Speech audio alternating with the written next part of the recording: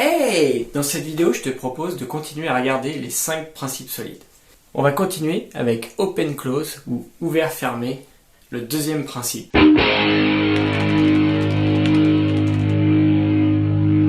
Dans cette vidéo, nous allons voir le principe d'ouvert fermé ou Open Close Principle. C'est le second principe des principes solides. Et si tu n'as pas vu le premier principe, n'hésite pas à cliquer sur le lien qui s'affiche en haut. Quand on parle du principe Open Close, on fait souvent référence à la citation de Bertrand Meyer de 1988 qui disait que les entités, que ce soit des classes, des modules, des fonctions, devraient être ouverts à l'extension mais fermés à la modification. Autrement dit, une fois que votre système est en production, qu'il a été testé et approuvé, il ne devrait pas être modifié. On devrait pouvoir étendre, rajouter des fonctionnalités sans pour autant modifier ce qui fonctionne déjà. Peu après, Robert Martin a complété cette explication en disant qu'on devrait pouvoir étendre les comportements sans avoir à les changer au sein du système. En fait, il va y avoir plusieurs méthodes pour implémenter ce principe et nous allons les voir maintenant. Le premier principe, le plus classique, celui imaginé par Bertrand Meyer en 1988, c'est l'utilisation de l'héritage. L'héritage, c'est la façon la plus basique de faire de l'objet et d'étendre des objets. On va hériter des comportements de la classe parent et on va pouvoir les surcharger dans les classes enfants. Cependant, utiliser l'héritage, ça peut apporter son lot de contraintes et on va voir ça dans un exemple. Donc nous voilà revenus dans Visual Studio Code sur notre code précédent, celui sur lequel on a terminé pour le principe SRP. Et je vais m'intéresser particulièrement à la classe PostStorage.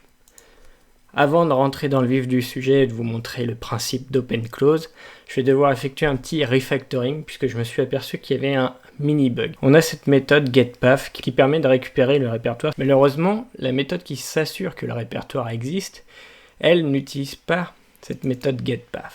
Donc ce qu'on va faire, c'est qu'on va remplacer le code ici pour utiliser cette fonction et être sûr d'utiliser ici et ici le même répertoire. Je vais donc commencer par récupérer le path qui m'intéresse. Et là, il faut que ma méthode soit du coup plus statique, mais bien une méthode de mon type. Donc getPath de hauteur. Et je vais dire 0 puisque le fichier ne m'intéresse pas dans ce cas-là. Ensuite, je vais extraire de ce path uniquement la partie répertoire.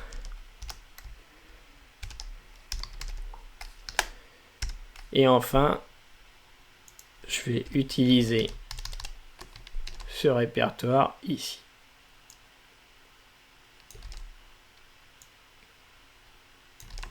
Voilà, le petit refactoring est terminé. On va maintenant appliquer le principe d'Open Close en utilisant l'héritage. Pour pouvoir faire ça, on va imaginer que justement, je veux changer la façon dont je crée le répertoire ou je sélectionne le répertoire. Je vais vouloir que mon répertoire soit anonyme, c'est-à-dire qu'au lieu d'avoir l'adresse email ou le username, ou même l'ID, je vais générer quelque chose de différent. Alors je vais utiliser un algo très simple, je vais faire du base64. On va donc commencer par créer un nouveau fichier. Je vais créer une nouvelle classe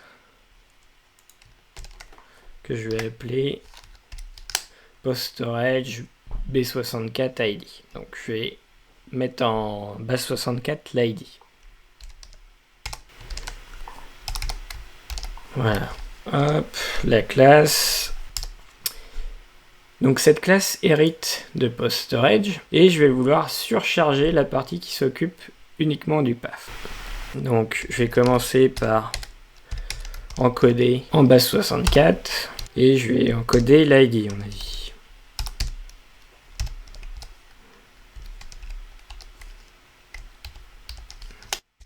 À partir de là, on commence. Je vais convertir ça.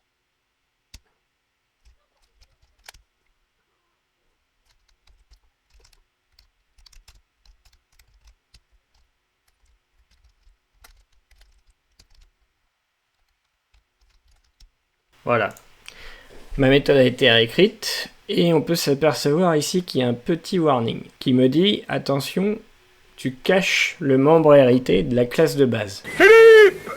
Je sais où tu te caches! Alors il faut savoir qu'en .NET, les méthodes sont pas virtuelles par défaut. Ça veut dire qu'on ne peut pas les surcharger par défaut. Il faut, dans la classe de base, flaguer finalement la classe comme quoi elle peut être surchargée. Ici, si je laisse le code comme ça et que je l'utilise, cette partie-là en fait va pas être utilisée. Si on fait un petit test et que j'exécute ce code, on va mettre un petit point d'arrêt ici.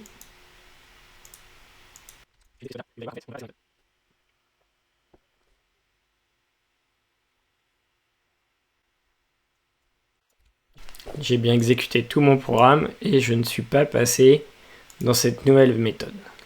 Ce qu'il va falloir faire du coup en .NET, c'est de flaguer le membre comme virtuel. Et ici, de mettre comme override.